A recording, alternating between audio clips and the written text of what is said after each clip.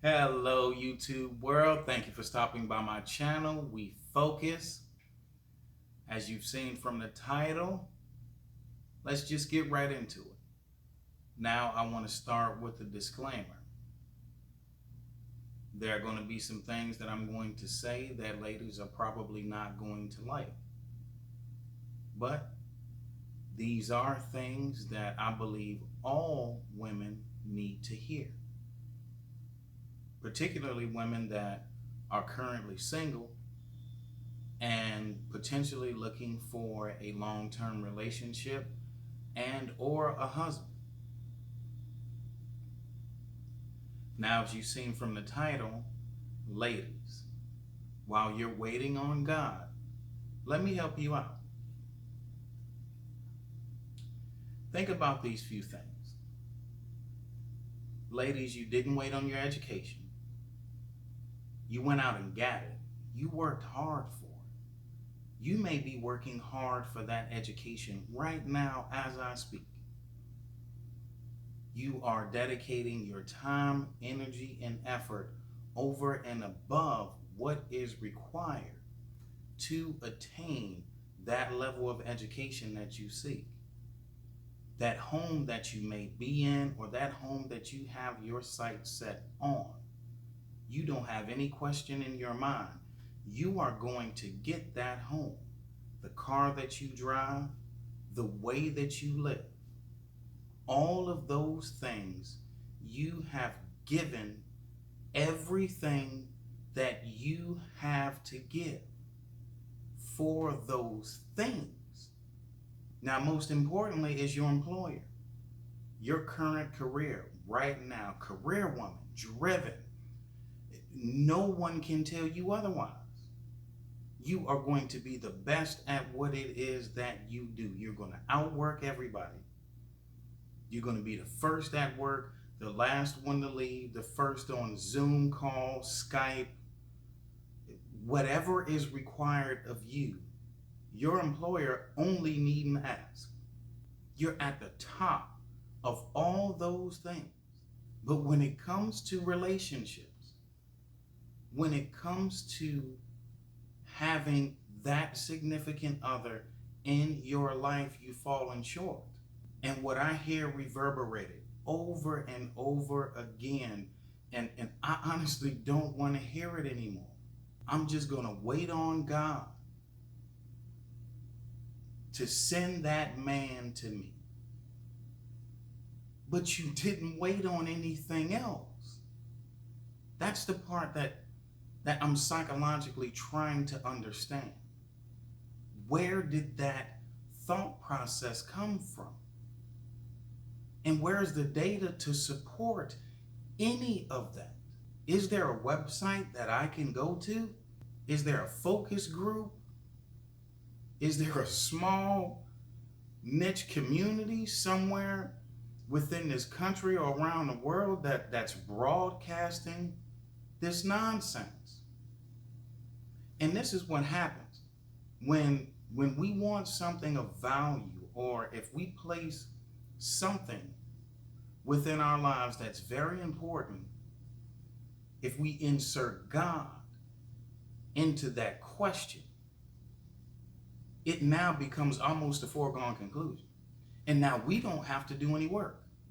But that's not practical. That's not realistic. And is that God's only job? Is to just bring you a man? What are you bringing to the table at this point in your life, at your age? If you do not have a significant other, a man outside of your family that loves you, cares about you, and is willing to do anything for you, whose fault is that? Now, I know that's not easy to hear, but ask yourself, I've accomplished everything else, but you have not accomplished that. Now, the real question that you need to ask yourself, how much time, energy, and effort have you devoted to that? Are you in a position? Do you qualify for a real man. Now that shouldn't be hard to hear, because the only way you got the home is because you qualified for it. The only way you got the job is because you qualified for it. The car, that lifestyle that you live, you qualify for those things. But for some odd reason, women keep telling other women, just wait on God for the man. But you have to do everything else to attain everything else. And what happens year after year? We age, men and women. That's the way it works. And unfortunately, and I'll speak for myself, as we get older, we become more and more set in our ways. Almost to an age, I would say easily anyone over the age of 40, you are who you are. It is going to take a lot of psychological rebalancing to change who you are. And are you willing to put in that work? Or are you just going to wait for God to send you a man? Why would God do that to that man and you're not ready for him? Think about that for a second. God's just supposed to dismiss what this man may or may not want. Insert into his mind, this is the woman that you should be with for the rest of your life. And go to her. Where's the free will? That's what you're asking. You are asking God to abandon choice in a certain man, essentially, because you've narrowed it down to almost a chosen one. And God is supposed to remove that man's free will and thought to just be with you. And you don't have to change anything. You are fine just the way you are. No, you're not fine just the way you are. There are some things that you need to change. There are so many women out here now moving about, doing their thing, bull by the horns. You are essentially the man that you want. That's what you have become. And you are so stubborn and set in your ways, you can't even see it. You're against therapy because you don't feel like there's nothing wrong with you. And society continues to push this narrative that you're okay just the way you are. And you're not. And you need to be able to admit that. Because understand something, all of your accomplishments, your education, your job, your career, your lifestyle, you've accomplished on your own. I have no need of those things as a man. They are yours. I'm accomplishing things on my own as a man, as I should. So what need do I have of you? And you are set in your ways. You've given everything to all of these things, but you've neglected yourself. You've developed a poor relationship with food. Your attitude is so hard and bitter and angry. You're not uplifting. You're not encouraging. You're not feminine. Your masculinity is not needed. How could it be? Unless you are looking for a feminine man, or even worse, a sucker. And the numbers are not in your favor, ladies, because there are more of you than there are of us. And God forbid you have to settle for somebody who does not check off everything on your long and exaggerated list. Ask yourself this. If you show this to a friend, ask a friend this. This is the Make My Wish List challenge. Write down everything that you would want in the ideal man. I'm not going to use the word perfect because we're adults. And this is reality. So write down your list. Now, if your list is too short, a lot of men are going to qualify for that. So that's just not going to work. Now, if your list is too long, that's okay. Not a problem. I want you to randomly take 3 things off of that list. And now this is the homework part. I want you to Google your area, search, find all the information that you can that is related to those 3 things that you pulled off randomly from your list, and how many men meet those criteria. Now that's random. That's a random set from an entire list. Now, if that number is very low relative to the entire population to where you live, then you have a problem right there. And the rest of your list, you might as well just go ahead and ball that up, because that's a random group of 3 out of a list of however many. You've already lost with the first set. You can do a second set, you can do a third, you can do everything on that list. And once you find out what the math tells you, then that's your chances. Now, you may find out at the end of your mathematical exercise that the math is telling me the chances of me finding someone is 40% or 30% or even lower. Let's just say half, if you're lucky. Now, there's another side to this, ladies, that you need to understand. Those men that are on your list are also on the lists of other women. Now, how are you going to compete with them? Because there are women out here who know how to treat a man.